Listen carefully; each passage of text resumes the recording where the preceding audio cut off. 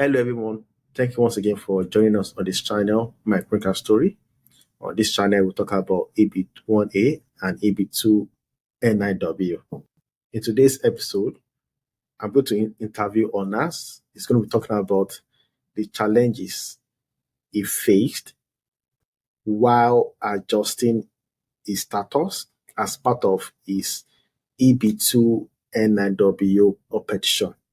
So sit tight as Mr. Onas shares the concluding part of his EB2-NIW green card application process.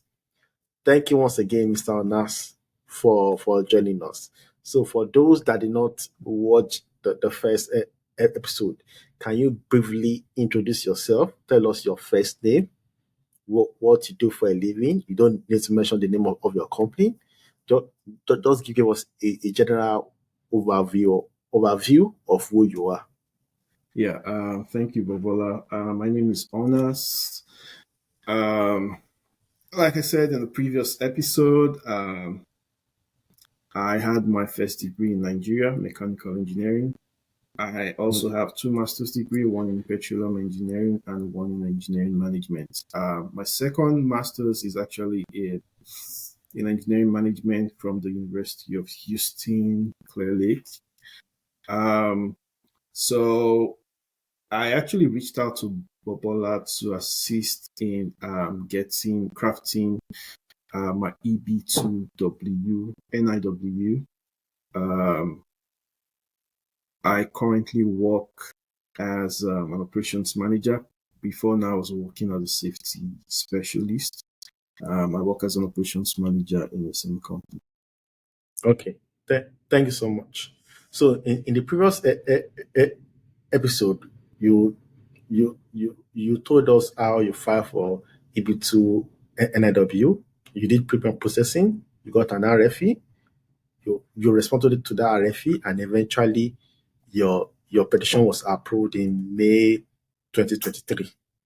Okay. So first thing first, we know that there is a lag in the priority date as stated in each month's USCIS visa bulletin. Can you tell us the timeline from the time your petition was approved to the time you were able to submit your adjustment status document and the time when you got your green card? Yes. So my petition, like I said, I turned in my EB2-NIW sometime in February 2023. Used premium processing, got an RFE, submitted the RFE 5 to 6 weeks after. We got approved in May 2023. And at that point, I was nearing the end of my OPT. So I did not do the concurrent filing. I only did the EB2-NIW. I didn't submit other documents. The form, you only submitted the form I-140 and your evidence. Yeah, that was the only one I submitted. So at that point, my EAD was expiring. So I had to reach out to Bobola again as well, because he was always the one that was advising me on the next steps. So May 2023 was when I got approved, and my priority date was not current at that point, so I had to wait a couple of months after my priority date became current. Okay. So when exactly did your priority date become current? Because there are so many people listening or watching this video, and their petition has been approved, some since 2023, some 2024, whereas others 2025, and they're trying to figure out when that priority date will be current. So can you tell us when exactly, the month and the year, that your own priority date became current? Yeah, so my priority date became current in June 2024. Okay, so that's over 1 year after Yes. your petition was approved, and Yes. that's more than maybe 15 months after you turn in your I-140. Correct. Okay, so when it became current in June 2024, you turn in your adjustment of status document, right? Yes, so when it became current, because I'm here with my wife is on F2.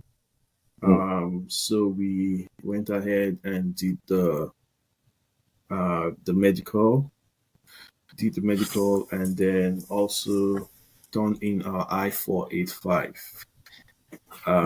sometime in July 2024. Okay, and when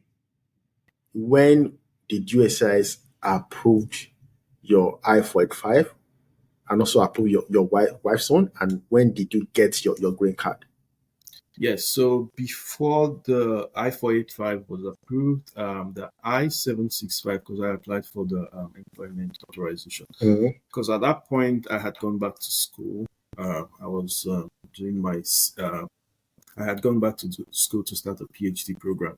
So my I needed work authorization to work. So we did that, and I think that was approved 2 months later. It was approved 2 months later.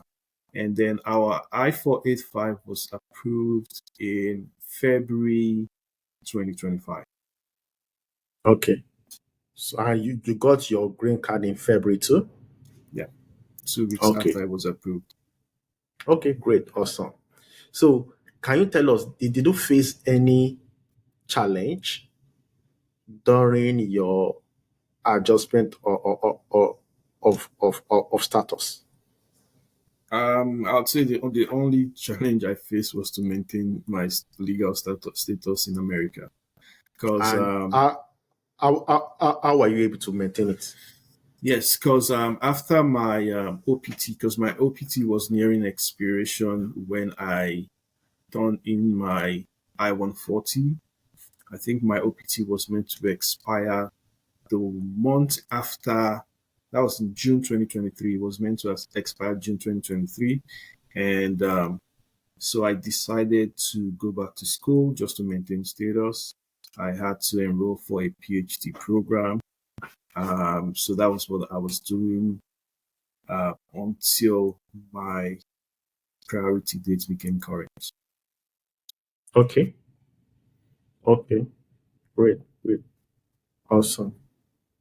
So I'm glad that you have your green card now.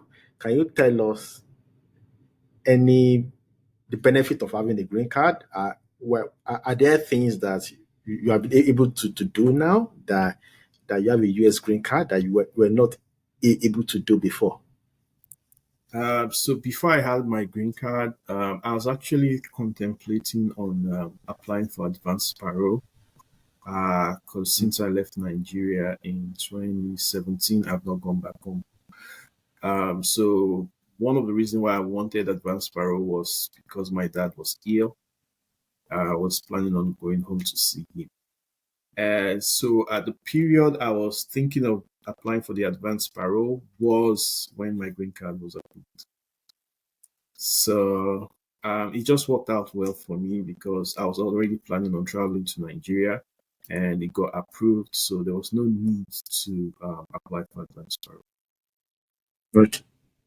So beside your green card giving you the ability to travel without getting an advance parole or going back to the US embassy to renew your visa, as your green card helped you to maybe advance in your place of work because now you have a green card and maybe some positions are open to you or you can now work on certain projects. Because I think I heard that if you work for some companies, you may not be able to work on certain projects if you are not a green card holder or a US or citizen.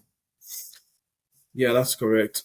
So not having a green card limits you because you're considered a foreigner. You're not a permanent resident. So having your green card opens the doors to so many opportunities. While I had my green card, I've been able to switch roles from safety to operations. So that has helped me climb up the ladder as well.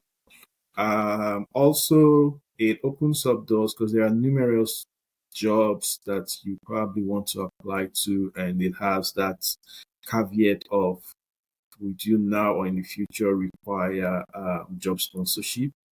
So having that is a form of limitations for us that are international students or those that do not have a green card or are not US citizens. Okay. Mr. Onas, thank you so much for coming on this channel to talk about your EB2 NIW experience. Now, for anyone out there that is still thinking about filing for either EB1A or EB2 NIW, the best time is now. You have had Mr. Onas, because the longer you wait to apply, the longer it will take for you to get your US green card. If you are not sure whether you meet the requirement and you need someone to talk to, you can schedule an appointment with us through our website, www.mygreencardstory.com, and we are available to help you to look at your CV, evaluate your profile, and let you know if it's strong enough for either EB1A or EB2-NIW. Thank you so much. Don't forget to subscribe to this channel. Share this video with your loved ones. Share it on your WhatsApp group, your Reddit group, any group where people are talking about immigration. Thank you so much. Bye.